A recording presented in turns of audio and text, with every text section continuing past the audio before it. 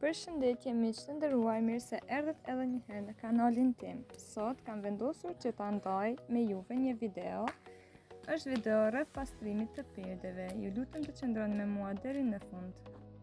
Gjithmonë kur dëshiroja t'i pastroja pirdet, më është dashur shumë kohë që t'i vendosi dhe t'i largoj kapëset, por gjitha këtë mënyrë praktike i fus në një çorap dhe gjatë larjes nuk dëmtohen kapëset as nuk largohen.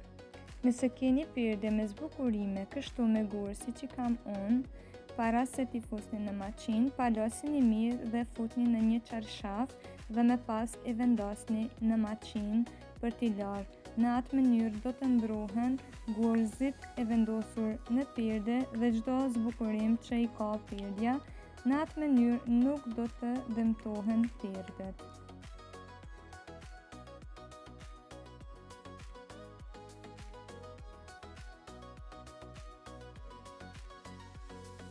Këtu i kam pirdet duke i përgatitur për t'i vendosur në maqinë. Nëse keni bezdi që t'i largoni kapëset dhe më pas përsëritin gjithni, kjo është mënyra më e lehtë më praktike. Palosi dhe futi në një çorap, laj pirdet dhe do të shohësh se të gjitha kapëset do t'jenë aty. Është mënyra më e lehtë që e kam gjetur deri tani. Nëse është duke ju pëlqyer kjo video, ju lutem që të bëni një koment, një subscribe dhe një share. Ju faleminderit për mbështetjen.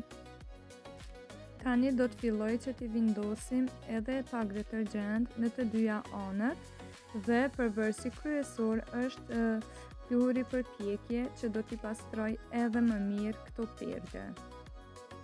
Pluhuri për pjekje do t'ja largoj ngjyrën e verdhë dhe të gjitha papastërtitë. Është një produkt shumë i mirë në pastrim.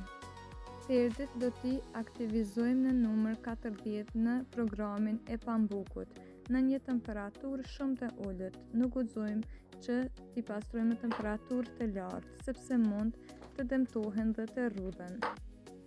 Shpresoj që ju ka pëlqyer kjo video, sepse kjo është mënyra se si i pastroj unë pirdet në mënyrën time më të mirë të mundshme. Nëse ju pëlqeu, ju lutem bëni një share. Dhe tani ky është rezultati, janë të pastëra, të bardha, sikurse t'i kishim blerë edhe një herë nga dyqani. Shpresoj që ju ka pëlqyer kjo video.